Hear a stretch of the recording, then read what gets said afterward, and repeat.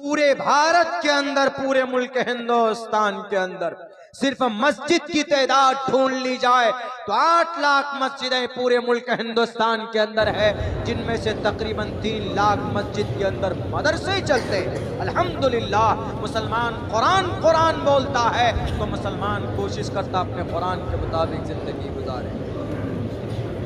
मेरे भाइयों, लेकिन आज एक अलमिया है हमारे पास, हम मुसलमान भी अब अपनी मनमानी जिंदगी गुजारने लगे हैं।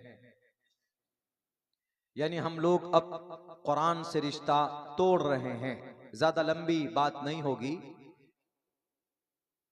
अभी तो हम फजीलत कुरान पर बड़ी लंबी लंबी बातें हम लोगों ने अच्छी बातें सुनी हैं, हजरत मौलाना से भी, उनसे पहले मुकर्रिर से भी। अमल की सख्त जरूरत है।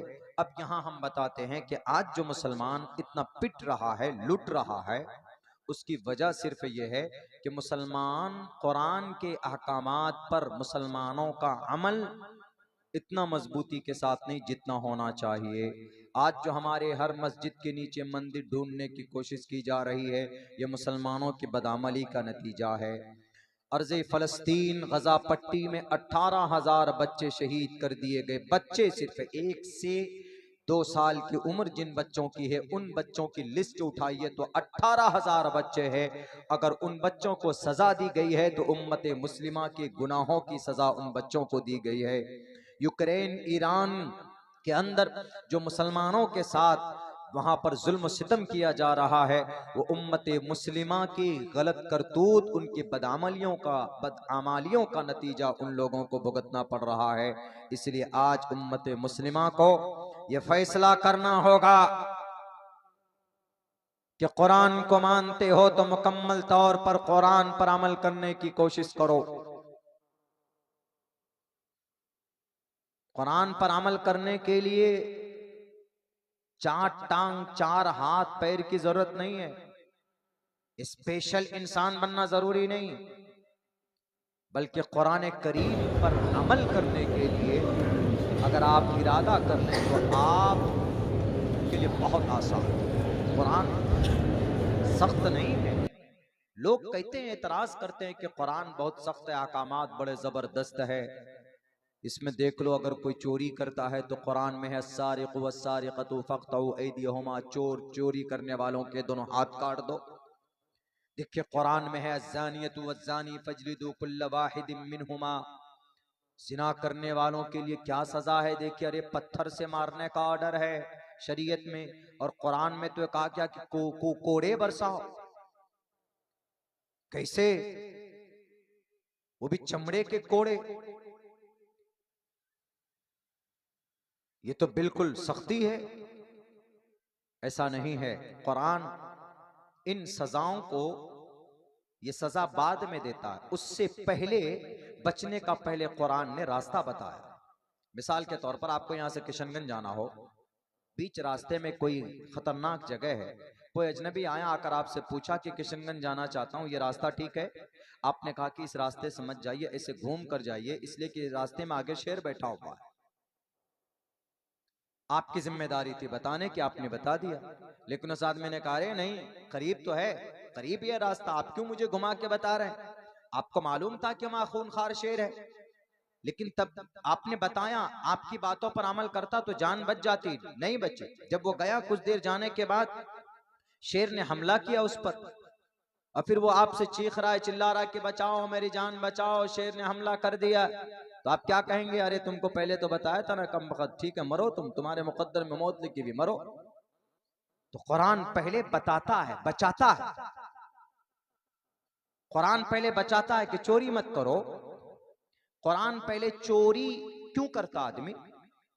अभी कल जिस जलसे में थे हम लोग, उस जलसे में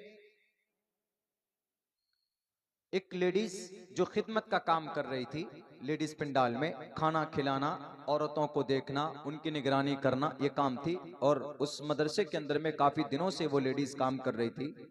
माशाअल्लाह बड़ी मुखलिस थी, और बहुत पैसे जमा चंदा कर करके उन्होंने अपनी तनख्वाह को, मेरे ख्याल से बरसों से 2-2.5 लाख रुपए उन्होंने जमा किए कैश, और कुछ उनके कुछ सोने चांदी के गहने भी थे। जलसे में आई और कुछ जालिम नौजवान, चोर, कमबख्त, लुटेरा उसके घर पे जाकर टोटल 2.5 लाख कैश और जो भी था सोना और चांदी का बंधा हुआ सब कुछ उठाकर लेकर चला गया। अब बताइए, उस औरत से पूछो कि तुम उस चोर को क्या सजा दोगी अगर वो मिल जाए। तो इसीलिए खुदा का कुरान कहता है, अस्सारिक़ु वस्सारिक़तु फ़क़्तउ ऐदियहुमा, हाथ काट दो। जिसकी चोरी होती है ना उससे पूछो जाकर। और चोरी आदमी कब करता है? तो हमने पूछा कि भाई यहाँ के लोगों को, यहाँ के नौजवानों को क्या इतनी गैरत नहीं है कि किसी गरीब घर में चोरी कर रहा है, वो उसके महीनों और बरसों के पैसों को लूट रहा है। तो बोला मौलाना वो लोग तो कुछ और बोलते, डराग्स ऐसे। बोला डराग्स की वजह से चोरी हो रही, चूंकि उधर की लैंग्वेज थोड़ी, मालदा की तरफ की लैंग्वेज थोड़ी ज्यादा वो है। हालांकि आप ही का बंगाल है वो भी, लेकिन यहाँ की इतनी सख्त नहीं होती जैसे आसाम में कुछ अलग होती है। आसाम में हम एक मतलब प्रोग्राम में गई थी, शायद नवंबर की अक्टूबर की। शमशाद साहब हमको स्टेज पे बैठा दिया, पहले ले जाके चले गए। चूंकि महफिल क़िरात का प्रोग्राम था, मुसाबके का था, तो बहुत दूर दूर से कुर्रा हजरात आए। तो हमने कहा कि चलो भाई अच्छा मौका है, कुरान करीम सुनने का मौका मिलेगा। और जब कुरान अच्छी आवाज में ढंग से अगर पढ़ा जाए तो सुनने का मजा ही कुछ और आता। नहीं तो चले जाइए आप यहाँ पर देखिए, आपके ठिकरी बारी में जो देखिए कितनी अच्छी तालीम होती है। और फिर अल्हम्दुलिल्लाह आपके इस मकतब में, आपके इस इदारे में खुद कारी साहब, मौलाना साहब मेहनत करते हैं। आप जाइए जरा तजवीद से बच्चे की क़िरात सुनिए तो सुनने का मजा ही कुछ और होता। अल्हम्दुलिल्लाह कुरान करीम के अच्छे पढ़ने की वजह से नाचीज को दारुल देवबंद की मस्जिद छत्ता में 6 महीने इमामत का मौका मिला। जब कुरान अच्छा पढ़ेंगे तो सुनने का मजा ही कुछ और होता है, बहुत अच्छा लगता है। तो हमको स्टेज पे बैठा दिया, ले जाके बैठ गए जी। अब बीच बीच में, अब वो लोग, चूंकि सिर्फ मेरी ही तकरीर उर्दू में हिंदी में होनी थी वहां, बाकी टोटल निजामत और अशार जो भी हैं और कुरान करीम की आयत तो बस अरबी में तिलावत समझ रहे थे कि हाँ कुरान पढ़ रहे हैं, वरना सब कुछ उनकी आसामी जुबान। उन्होंने बीच बीच में मेरा नाम लिया, एक मर्तबा नाम लिया, मैंने सोचा नंबर आ गया मेरी तकरीर का, मैं उठ गया अपने जाने लगा। बोला नहीं नहीं हुजूर, बाशन बाशन ऐसे कुछ बोला। हाँ बोशन बोशन। मैंने कहा अच्छा नंबर नहीं है, नाम क्यों लिया? बोला आपकी तारीफ के लिए बोल रहे थे। मैंने कहा अच्छा भाई चलो, बैठ गए। 15-20 मिनट के बाद हमने सोचा शायद इस मर्तबा नंबर आ गया। नाम लिया, अब्दुल्ला सोलीम सीमांचल। अब नाम तो समझ में आता, मेरे नाम की आसामी क्या लगाएंगे, वो ज्यादा सोलीम कर देंगे, पेश लगा देते हैं, राउंड करते हैं। तहजीब एक कल्चर है। भारत के सबसे बड़े हिस्से में बांग्ला जुबान बोला जाता है, इतना किसी भारत के इतने बड़े एरिया में नहीं बोला जाता जितने आपके ये बंगाल और आसाम, ये सब एरिया, त्रिपुरा वगैरह चले जाएंगे तो तकरीबन यही जुबान बोली जाती। तो उन्होंने बोला, तो हमने मेरा नाम सुनने का, अरे मेरा ही नाम लिया जा रहा, लगता नंबर आ गया। फिर दोबारा फिर हम खड़े हो गए। बोला नहीं नहीं हुजूर बैठिए, अभी नंबर नहीं आया। हमने कहा मेरा नाम ले रहे हो भाई, कंफ्यूज हूं। 2 मरतबा लिए नाम। हमने सोचा कि अब छोड़ो, बैठ के ही रहो, नाम लेगा इसमें अब उठना ही नहीं है, देखना ही नहीं उधर। आधे घंटे के बाद उन्होंने फिर मेरा नाम लिया। मैंने सब मेरी तारीफ कर रहे, मैं बैठा रहा, अब मेरा नाम लेके सब मेरे मुंह को देख रहे। हमने कहा क्या हुआ? बोला हुजूर आपका नंबर आ गया। हमने कहा अरे पहले से 2 मरतबा बोला खड़ा हुआ आप, इसीलिए हमने सोचा कि इस मरतबा भी तारीफ कर रहे हैं। बोला नहीं नहीं आपका नंबर आ गया। तो वैसा हो जाता है कभी कभी, जुबान की उसकी वजह से आदमी कंफ्यूज में पड़ जाता है, कंफ्यूजन हो जाती है उसको। तो कहां से बात चली थी, मेरे जहन से निकल गया।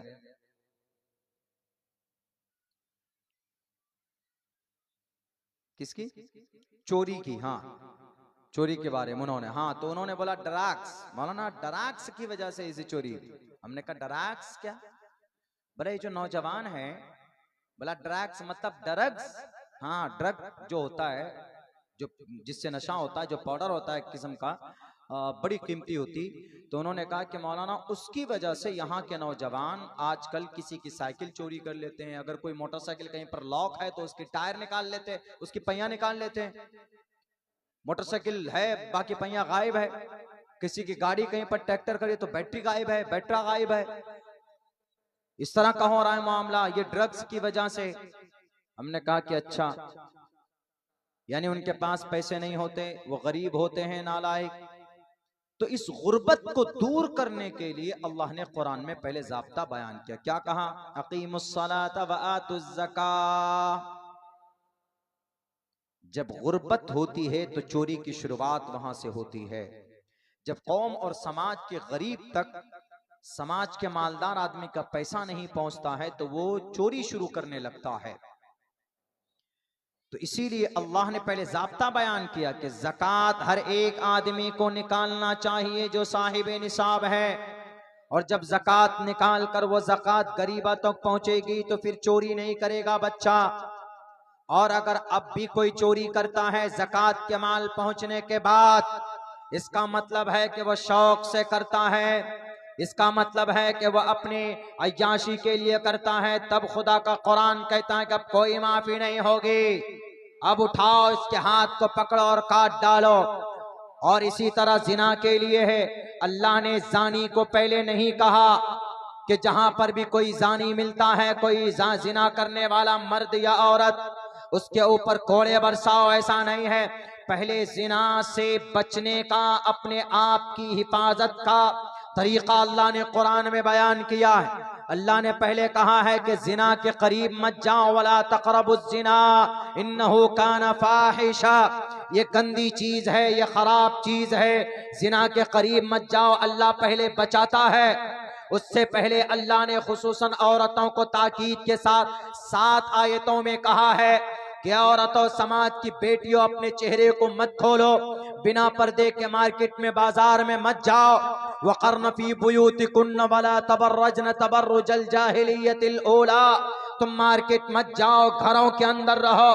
और तकरीबन 70 अहादीस ऐसी हैं जो इस बात पर दलालत करती है कि समाज की औरतों को, समाज की बेटियों को मलबूस होना चाहिए अपने कपड़ों में, यानी डोंट शो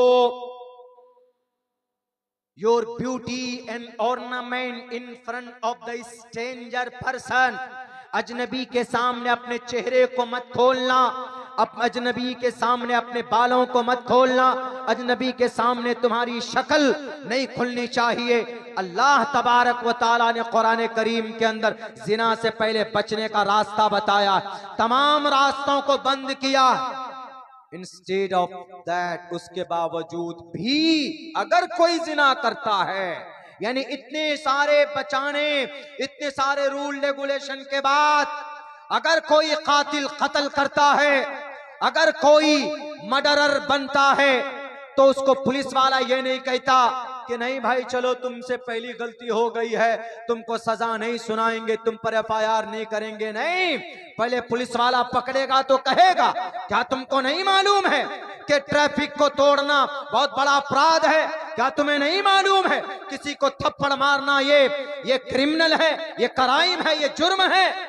आदमी को बताया गया पहले, लेकिन अगर कोई नहीं मानता है, जुर्म करता है, जब दुनिया जैसी अदालत के अंदर उनको फांसी की सजा दी जाती है, तो जो तमाम जहानों की अदालतों का आदिल बादशाह है, जो तमाम जजों का जज है, जो तमाम सुप्रीम कोर्ट के चीफ जस्टिस का चीफ जस्टिस है, तो वो क्यों नहीं सजा दे? उस अल्लाह ने तो कई जगह पर कहा, कुरान में कहा, हदीस में कहा, वाकयात को लेकर के कहा कि लोगों जिना के करीब मत जाओ। लेकिन अगर समाज का कोई बेटा जिना करता, समाज की कोई बेटी जिना करती, तो अल्लाह तबारक व तआला ने कहा कि अब उसके बदन पर 100 कोड़े बरसाओ।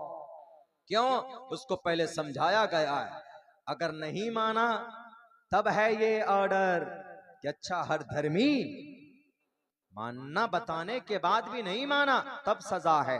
जो लोग कुरान पर उंगली करते हैं ना, कुरान में ये गलत है, कुरान में वो गलत है, वो कमबख्त समझते नहीं है कुरान के सियाक व सबाक को। पहले कुरान तो इतनी अच्छी किताब है, इतना अच्छा अल्लाह का कलाम है, कि पहले बहुत मौके फराहम करता। जैसे ये सूद है, हम लोग सूद लेते हैं, मैं तो नहीं लेता, अलियाज़ु बिल्लाह, अल्लाह हिफाजत करे। सूद, बंधन लोन हर घर में है। अभी 3 रोज पहले मैं अपने घर अम्मी अब्बा के पास गया तो देखा कि पड़ोस में दोनों जवान की बाइक है। अब वो हमने पूछा एक लड़के से, हमने कहा कि ये कौन है भाई, सुबह सुबह आ गए कोट पैंट टाई लगा के, बोला हजरत तश्कील करने आए। हमने कहो जमात में जा रहे होंगे ये लोग, शायद तश्कील। बोला नहीं नहीं, ये लोन की तश्कील में आए। हमने कहा अच्छा, बंधन लोन? बोला हाँ, जैसे जमात में तश्कील होती है ना, मस्तूरात की जमात के लिए या मर्द हजरात की जमात के लिए तश्कील करते 3 महीने 3 दिन 4 चिल्ला 4 महीना साल के लिए करते हैं, वैसे वो लोग भी करते हैं तश्कील, लेकिन किसमें? वो मर्द में नहीं, वो औरतों में तश्कील करते हैं। एक औरत को पकड़ेंगे, कहेंगे ग्रुप बनाओ 10 औरतों के, 50,000 1 लाख, ज्यादा भी नहीं देते, 1 लाख से कम ही देते हैं शायद, 50,000 60,000 ऐसे देते हैं, 10% पे देते हैं वो। और उसके बाद कान पकड़ पकड़ कर हर हफ्ते में लेते हैं। कितना बड़ा पाप है, कितना बड़ा गुनाह है। अल्लाह ने पहले समझाया इसको कि ये गंदी चीज है, इंटरेस्ट गलत है, क्योंकि अल्लाह जानता था। ये आपका पता है, ये बंधन लोन का जो CEO है, ये कम बखत बंगाली का है, आपके बंगाल का है। मैं कम बखत इसलिए कह रहा हूं, इसलिए कि ये इतना बड़ा गुनाह में उम्मते मुस्लिमा के माँ और बहनों को डाल दिया है कि निकलना मुश्किल है। मैं 3 दिन से, मैं समझिए 2 दिन से मुस्तकिल मैं बंगाल ही में हूँ। वहां पर भी मैंने पूछा तो उन्होंने कहा कि मौलाना हमारे यहाँ हर बस्ती के अंदर, हर घर के अंदर तकरीबन बंधन लोन के अंदर में समाज की बेटियां, हमारी समाज के माएँ बहनें, इसके अंदर कोई महफूज नहीं है, हर कोई ले रहा। अल्लाह ने पहले समझाया, क्या कहा? अल्लाह ने कहा कि सूद हराम है, अहल्लल्लाहुल बैअ व हर्रमर रिबा, रिबा हराम, सूद हराम, इंटरेस्ट हराम। साफ लफ्जों में, कोई इसमें शक नहीं है, बचने की कोई गुंजाइश ही नहीं है।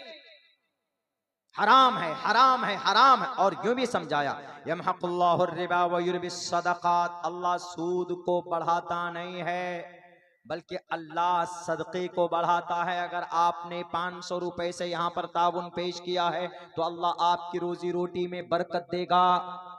यमहकुल्लाहु रिबा, अल्लाह सूद को घटाता है, बढ़ाता नहीं है, मिटाता है, मिटाता है। कैसे मिटाता है? आप 50,000 रुपए आपने लिया, आपको कितना अदा करना है? आपको 65,000 रुपए अदा करना है। आपको टाइम दिया गया, डेडलाइन दिया गया 10 महीना, मिसाल के तौर पर 10 महीने में आपने अदा नहीं किया तो वो फिर और अलग जोड़ेगा, वो इंटरेस्ट का डबल इंटरेस्ट लेगा। कुफ्फारे मक्का के ज़माने, कुफ्फारे मक्का उस जमाने में ऐसा ही होता था, उसमें 2 गुना बढ़ जाता था, 3 गुना बढ़ता था। आज भी ऐसा ही होता है, आज भी तकरीबन इसी तरह का निजाम बना हुआ। आप समझते हैं कि आपको 50,000 रुपए देकर आपकी मदद कर रहा है, आपका खून चूस रहा है, खून। 50,000 रुपए देकर 65,000 रुपए लेना नाजायज और हराम है। ये अब्दुल्ला सालिम नहीं बोलता है, ये खुदा का कुरान बोलता है। जिसको शक हो वह कुरान करीम उठाकर देख ले।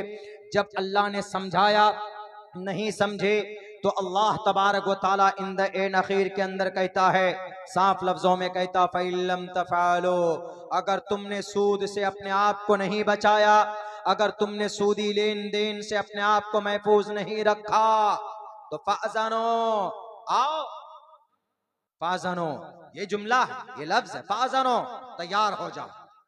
होता है ना कभी कभी गुस्से में आते हैं तो आजा, है तेरे बाजुओं में ताकत तो देखता हूँ कि तुम में कितनी ताकत है। मैंने 5 एकड़ जमीन तुम्हारे पीछे रखा है लगाने उड़ाने के लिए, बोलते हैं ना आदमी गुस्से में।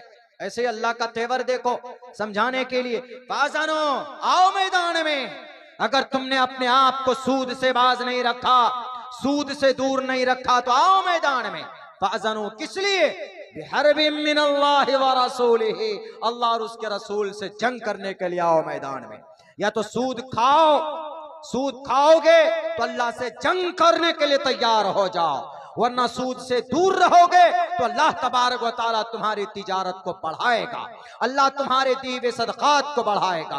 अगर तुम 500 रुपए कमाते हो तो महीने के अंदर 15,000 रुपए होंगे, तो जो काम तुम 15,000 में कर लोगे वो महीने में सूद के जरिए से कमाए हुए 50,000 रुपए से तुम वो काम पूरे नहीं कर सकते। ये अल्लाह का फैसला है और अल्लाह से बेहतर कोई नहीं जान सकता इस समाज को, इस इंसान को, इसलिए कि अल्लाह ने इंसान को पैदा किया, अल्लाह ने जमीन को पैदा किया, अल्लाह ने नोटों को पैदा किया, अल्लाह ने करेंसी को पैदा किया है। उस जमाने में, शुरुआती जमाने में किसी न किसी दर्जे में इन्न दुनिया खुलिकत लकुम व इन्नकुम खुलिकतुम लिल आखिरा, अल्लाह ने दुनिया तुम्हारे लिए पैदा की लेकिन तुमको अल्लाह ने आखिरत के लिए पैदा किया हुआ है। मेरे भाइयों, अल्लाह ने शरीयत को बहुत आसान बनाया है। हम मुसलमानों ने शरीयत पर अमल करना छोड़ दिया तो अल्लाह ने जालिम बादशाह को मुसल्लत किया, फलस्तीन में इसराइल को मुसल्लत किया, ईरान में इसराइल को मुसल्लत किया, मुल्क शाम के अंदर हाफिजुल असद बशारुल असद जालिम को मुसल्लत किया था। अगर आज हम अपने गुनाहों से बाज नहीं आए, मुसलमान अगर कुरान और हदीस का दीवाना ना हुआ, मैं आपको कसम खाकर ये बात कहने के लिए तैयार हूं, अगले 25-30 साल के अंदर ये कौम अजाब का शिकार होगी, देख लीजिएगा। हम लोग तो लड़ते झगड़ते, वरना अल्हम्दुलिल्लाह दुनिया कुछ भी कहे, हमारा कुरान सबसे बेहतर, नबी पाक अलैहिस्सलाम की जीवनी सबसे बेहतर। अभी एक एतराज